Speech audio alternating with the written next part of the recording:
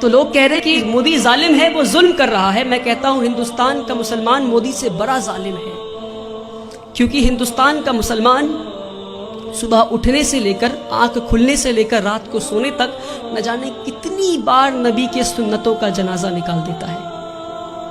ہمارے نبی اپنے صحاباؤں کے ساتھ ایک بار گزر رہے تھے راستے سے. راستے میں انہیں ایک پتھر دکھا. نبی وہ پتھر کو پکڑتے ہیں اور راستے کے کنارے میں پھینک دیتے ہیں اور کہتے ہیں اپنے صحاباؤں سے کہ اگر تمہیں راستے میں کوئی رکاوٹ دکھے تو تم اسے ہٹا دو تاکہ تمہارے بعد جو آئے اسے پریشانی نہ ہو. تو صحاباؤں نے اس بات پہ اتنا عمل کیا کہ کئی سالوں کے بعد ایک یہودی کا گروپ اس راستے سے گزر رہا تھا، اسی راستے سے، اور راستے میں ایک پتھر گرا ہوا دیکھتا ہے تو پتھر کو دیکھ کر بولتا ہے کہ شاید اس راستے سے مسلمان نہیں گزرا. میرے بھائیوں، وہ تھا ان کا ایمان. اور ہم آج کہیں بھی بم پھٹتا ہے تو بولتے ہیں شاید مسلمانی ہوگا، کہیں بھی گولیاں چلتی ہیں تو کہتا ہے مسلمانی ہوگا. یہ نہیں کہہ رہا ہوں کہ مسلمان ہوگا.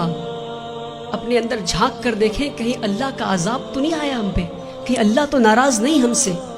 میں بھٹکل کے لوگوں سے نہیں بول رہا، پر بھٹکل کے لوگوں کے ذریعے میں ہندوستان تک یہ بات پہنچانا چاہ رہا ہوں، ہندوستان کے مسلمانوں تک یہ بات پہنچانا چاہ رہا ہوں. ایک بار ہمارے نبی صلی اللہ علیہ وسلم راستے سے گزر رہے تھے. ایک بوڑھی عورت کو دیکھتے ہیں، وہ اپنے سامان کو لے کر کھڑی تھی تو مزدور کا انتظار کر رہی تھی. وہ تو نبی کریم جاتے ہیں، کہتے ہیں اے میری ماں، میں تمہارا مزدور بن جاؤں کیا؟ وہ پورے کائنات کے سردار مزدور بننے کو تیار ہو گئے. اور آج ہم اگر کوئی جوتا پلٹ رہا ہوتا ہے تو اسے سیدھا نہیں کر سکتے. یہ ہمارے مسلمانوں کی آج وہ عقر ہے.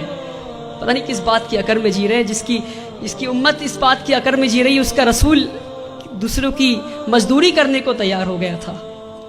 کہتے ہیں اے ماں جی، میں مزدور بن جاؤں تمہارا؟ ماں جی کہتی ٹھیک ہے. وہ بوڑھی عورت کہتی ٹھیک ہے، تو مجھے مکہ کے باہر چھوڑ دو. نبی کریم اس بوڑھی عورت کو مکہ کے باہر چھوڑنے جاتے ہیں. راستے میں بوڑھی عورت کہتی کوئی محمد آیا ہے، کوئی جادوگر ہے، اور گالیاں دینے لگتی محمد صلی اللہ علیہ وسلم کو.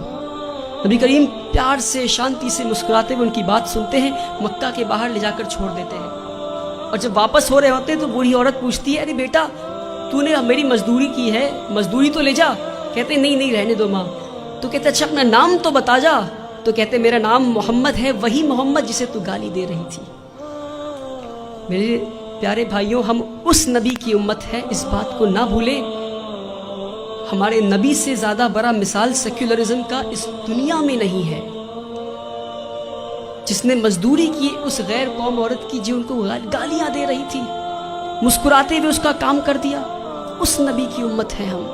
جب طائف میں گئے تو انہیں اتنی پتھر ماری گئی کہ ان کا جوتا مبارک خون سے بھر گیا. تو جبرائیل امین نیچے آتے ہیں اور کہتے ہیں کہ اے نبی، آپ کہیے تو ہم طائف ایک ویلی میں تھا، تو 2 پہاڑ کے بیچ میں طائف والے لوگوں کو ہم کچل دیں گے. ہمارے نبی گھائل حال میں بھی پتھر کھا کے بھی کہتے ہیں میں تو یہاں رحمت کے لیے آیا ہوں. میرے بھائیوں، ہم اس نبی کی امت ہے، اس بات کو ہم نہ بھولیں. جس دن مسلمان اپنے نبی کی سنتوں کا جنازہ نکالنا بند کر دے گا، اس دن ہماری تقدیر بدل جائے گی انشاءاللہ. اللہ تعالی ہندوستان اور اہل ہندوستان کے دلوں میں اسلام کے لیے عزت اور مسلمانوں کے لیے پیار بخشے. اللہ تعالی اس دیش میں امن اور شانتی قائم کرے. وآخر الدعوانا والحمدللہ.